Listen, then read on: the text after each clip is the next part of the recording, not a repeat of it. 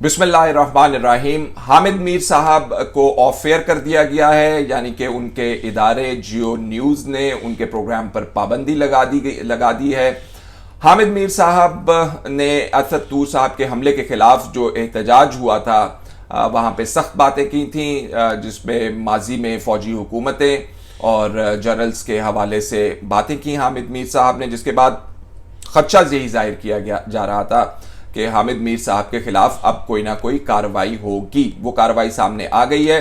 कुछ लोगों का तो ये भी ख्याल था कि शायद उन्हें माजी की तरह उनकी जान पर कोई हमला शमला भी हो जाए। लोग दुआएं मांग रहे थे उनकी सलामती के हवाले से, लेकिन जो अब तक उनके खिलाफ कार्रवाई सामने आई है उसमें उनके प्रोग्राम पर पाबंदी शामिल है। सहाफ़ियों पे हमले की जब आप बात करते हैं तो लंबी फहरिस्त है, जिस पे हम चाहें तो घंटों जो है वो गुफ्तगू कर सकते हैं। और जो एक सबसे अहम बात उसमें उभर के सामने आती है वो ये है कि हमलों के बावजूद जो हमला आवर हैं वो अभी तक उनका नाम या उनका किरदार जो है अभी तक सीगा राज में है, वो कभी सामने नहीं आया। तो एक जो उबाल इकट्ठा होता रहा, जो इमरान खान साहब की हुकूमत आने के बाद सहाफ़त में हमने देखा, जिसका पहला निशाना वक्त टेलीविज़न बना, जिसे बंद करवा दिया गया। उसके बाद मज़ीद सहाफ़ियों के ख़िलाफ़ कार्रवाई भी हुई, कुछ एंकर्स को ऑफ एयर किया गया।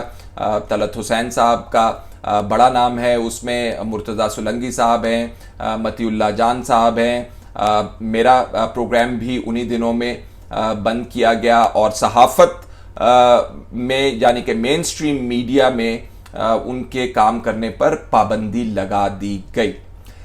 सहाफ़त के हवाले से अगर हम बात करें पाकिस्तान के अंदर तो एक लंबी दास्तान है, जिसके ऊपर बहुत सारी गुफ्तगू की जा सकती है, लेकिन यहाँ इस वक्त ये कहना ज़रूरी है कि लाइंस ऑफ कम्युनिकेशन नज़र नहीं आ रही हैं। अगर असद तूर साहब के हमले के बाद इल्ज़ाम लगा था या हमला हुआ था तो इल्ज़ाम लगने से पहले ही हुकूमती मशीनरी को हरकत में आ जाना चाहिए था। इंफॉर्मेशन मिनिस्ट्री जो है उसको प्रेस क्लब के सहाफ़ी तंजीमों से राब्ते करने चाहिए थे, इंटीरियर मिनिस्ट्री को हरकत में आना चाहिए था, पुलिस को एक्शन लेना चाहिए था, लेकिन उससे पहले ही एहतजाज शुरू हो गए। यानी कि हुकूमत ने इतनी देर की कि उसमें एहतजाज शामिल हो गए और सहाफ़ियों ने अपने खिलाफ होने वाले हमलों की मजम्मत करना शुरू कर दी। मजम्मत किस पैराए में की गई ये डिबेटेबल है, क्योंकि कुछ लोगों का ख्याल है कि हामिद मीर साहब ने जो बातें की जर्नलों के खिलाफ वो ज़ातियात के ज़ुमरे में आती हैं, लेकिन दूसरी तरफ आर्गूमेंट ये है कि एक अरसे से सहाफ़ियों के खिलाफ कार्रवाइयाँ हो रही हैं, उन्हें मारा पीटा जा रहा है, लेकिन कोई सुनवाई नहीं है उनकी। और अब नौबत यहाँ तक आ गई है कि घरों में घुस के और दफ्तरों में घुस के उनको मारा पीटा जा रहा है। हुकूमत को जो एक्शन लेने चाहिए थे वो नज़र नहीं आए हैं। इस वक्त जो वज़ीर इत्तलात साहब तशरीफ़ फरमा हैं, वज़ारत इत्तलात में जो मिनिस्टर साहब फवाद चौधरी साहब हैं, उनका सहाफ़ियाना जो किरदार आपको माजी में याद है कि वो पहले खुद टीवी के ऊपर प्रोग्राम किया करते थे और इतनी मारूफ और मशहूर शख्सियत हैं कि प्रेस क्लब में भी उनके दाखिले पर पाबंदी है। तो हुकूमत को ये सोचना चाहिए कि एक ऐसा शख्स जिसके सहाफ़ती बरादरी के साथ ताल्लुकात इतने ख़राब हैं कि उनको प्रेस क्लब के अंदर कदम भी नहीं रखने दिया जाता, तो उनको आपने मिनिस्टर जो है लगाया हुआ है, तो फिर आप खुद ही अंदाज़ा लगा सकते हैं कि किस किस्म के रवाबित होंगे सहाफ़ती कम्युनिटी और हुकूमत के दरमियान।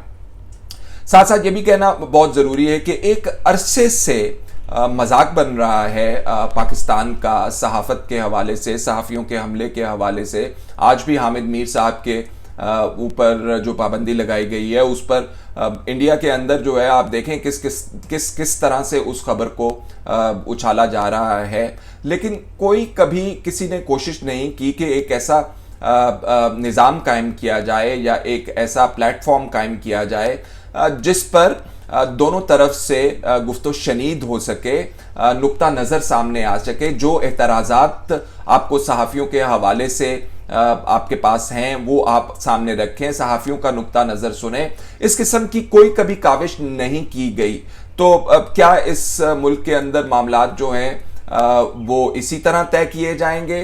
क्या इस मुल्क के अंदर इदारों के अंदर जो एक टकराव की कैफियत है वो हमेशा इसी तरह रहेगी? तो फिर आप किस तरह मुल्क से बाहर अपने हमसाया ममालिक से या दुनिया के अंदर अपनी बात मनवा सकेंगे? आपके बहुत ज़्यादा मसाइल हैं। कश्मीर का मसला आपके सर पर खड़ा हुआ है अभी तक, जिसका कोई हल नहीं निकला 70 साल से। फ़लस्तीन के मसले के ऊपर आप आवाज़ उठा रहे हैं। तो किस तरह आप अपने आप को मनवाएंगे? सहाफ़त के ऊपर हमले हकीकत है और इस पर दुनिया से भी अब आवाज़ें आना शुरू हो गई हैं। आज human rights commission of Pakistan ने हामिद मीर साहब की पाबंदी के हवाले से आवाज़ बुलंद की है और कंडेम किया है उनके खिलाफ पाबंदी को। तो जो हुकूमत के या इदारों के करने वाले काम हैं वो नहीं हो रहे। ये एक अच्छा सवाल कि क्यों नहीं हो रहे। देखिए, अगर हम सियासत पे नज़र दौड़ाते हैं तो सियासत बटी हुई है। अगर हम अदलिया के ऊपर नज़र डालते हैं तो हमें पता चलता है एक ऑर्गेनाइज्ड कैंपेन जो है उनके खिलाफ जारी है। और जब हम जस्टिस काजी फायज़ ईसा साहब का मुकदमा कवर कर रहे थे तो मुझे ये कहने में कोई यार नहीं है कि उसमें जो ख़ास तौर पर सोशल मीडिया के ऊपर इसकी कवरेज की जा रही थी, उसका खैर मेन स्ट्रीम मीडिया के ऊपर भी नज़र आ रहा था। लेकिन मैं पहले सोशल मीडिया का नुक्ते की वजाहत करना चाहता हूँ कि किस किस्म की रिपोर्टिंग की जा रही थी। वो रिपोर्टिंग नहीं थी, वो बिल्कुल महाजराई थी। वो ऐसे ही था जैसे मुख्तलिफ मोर्चों से मुख्तलिफ लोगों ने अपने अपने तोपों से और अपने अपने असले से फायरिंग करनी है और वो उसी तरह कर रहे थे जिसमें जो अदालत के अंदर होता था उन हकायक की बुनियाद पर अपना अपना नुक्ता नज़र जो है एक दूसरे के हक में या एक दूसरे के खिलाफ जो है वो पेश कर रहे होते थे। देखिए, जब आप रिपोर्ट कर रहे होते हैं तो उसमें कमेंट की गुंजाइश बहुत कम होती है। मैं आपको सहाफ़त नहीं पढ़ाना चाहता, मैं सिर्फ आपको ये बताना चाहता हूं कि इस मुल्क के अंदर जो एक डिवीज़न है या जो एक नफाक है वो इतना वसी तर हो गया है कि उसमें अब एक ट्रांसपेरेंट सहाफ़त का भी जो गुंजाइश है हमें कम होती हुई नज़र आ रही है। और इसका अक्सर हमें मेन स्ट्रीम मीडिया पे भी नज़र आता है कि जो कैंपेन अदलिया के खिलाफ एक ऑर्गेनाइज तरीके से की जा रही थी उसको मेन स्ट्रीम मीडिया ने भी उसी तरह ही हाईलाइट किया और अपनी मैं तो कहूँगा कि चंद सहाफ़ती ऑर्गेनाइजेशंस अखबारात या टीवी के अलावा बाकी सब ने उसमें अपना हिस्सा बकदरे जुस्सा जो है वो ज़रूर डाला है। इस वक्त ज़रूरत, अहम ज़रूरत ये है कि आप इस जलती पे तेल डालने का काम मत करें।